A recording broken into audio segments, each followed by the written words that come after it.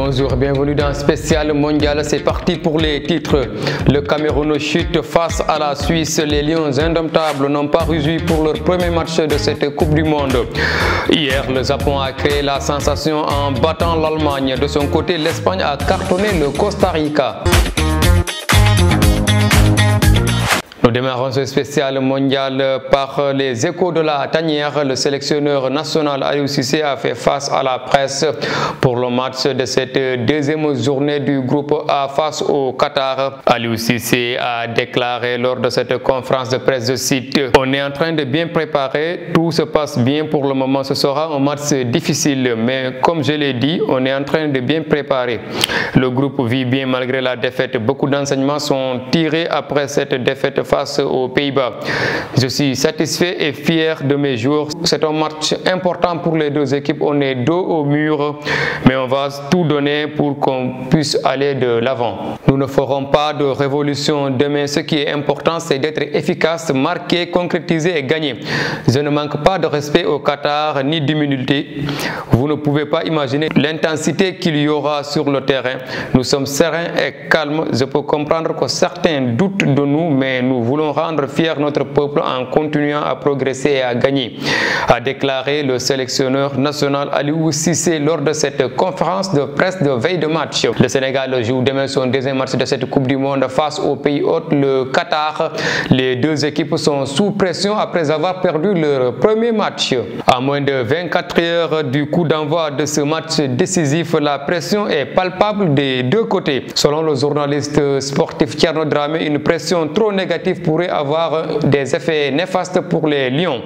Pour lui, Aliou Cissé doit être calme et demander aux joueurs d'être patients. Il suggère également la titularisation de Pathé Ciss pour plus d'animation dans l'entrejeu des Lions. Je ne pense pas que les Lions soient sous pression plus que ça. Il y aura de la pression forcément puisqu'ils vont avoir deux finales à jouer. Et donc ce match contre le Qatar est déjà décisif puisqu'il faut le gagner pour espérer survivre dans cette compétition. Mais on oublie que l'équipe du Sénégal quand même est assez habituée à jouer sous pression, en tout cas sous la pression du résultat. Et je pense que dans ce match-là, c'est un deuxième match contre un adversaire qui est supposé être plus faible et une pression trop négative pour avoir un effet néfaste. Et donc je pense que connaissant un peu l'expérience qu'il y a dans cette équipe, ils essaieront de jouer sans réellement se mettre trop de pression. Aliou doit être calme parce que en tant qu'entraîneur, s'il a de la pression, s'il a des zones négatives, il peut effectivement contaminer son équipe. Et en tant qu'entraîneur, c'est pas bon. Donc je pense que ce qu'il doit faire, c'est déjà des réaménagements tactiques compte tenu de toutes les leçons qui auront été tirées du premier match. Et dégager de la sérénité, demander à ses joueurs de jouer calmement. Il y a un mot qui est souvent revenu dans son discours pendant la CAN, c'est la patience. Et je pense que ce discours-là doit continuer. Il doit demander à ses joueurs d'être calmes, de ne pas s'empresser de marquer. Dans un match où le Sénégal quand même doit jouer, doit avoir la possession, doit attaquer, ce serait bien qu'il mette un Pathé Ciss parce qu'on a vu qu'il a de très très bonnes dispositions au milieu de terrain et je pense qu'il doit apporter ce plus technique là qui va permettre au Sénégal de jouer de l'avant.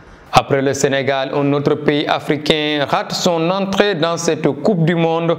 Le Cameroun s'est incliné par 1-0 face à la Suisse ce matin.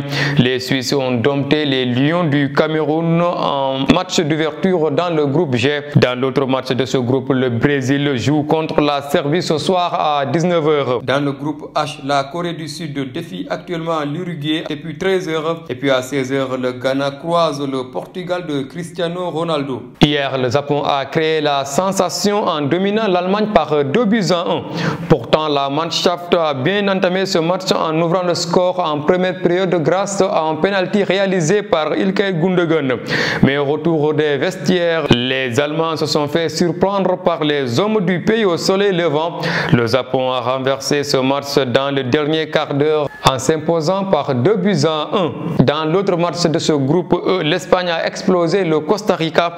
Les hommes de Luis Enrique n'ont fait qu'une bouffée aux partenaires de Keylor Navas en s'imposant par 7-0. La Roja joue dimanche prochain face aux Allemands pour le deuxième match de ce groupe, un match très capital pour les deux équipes.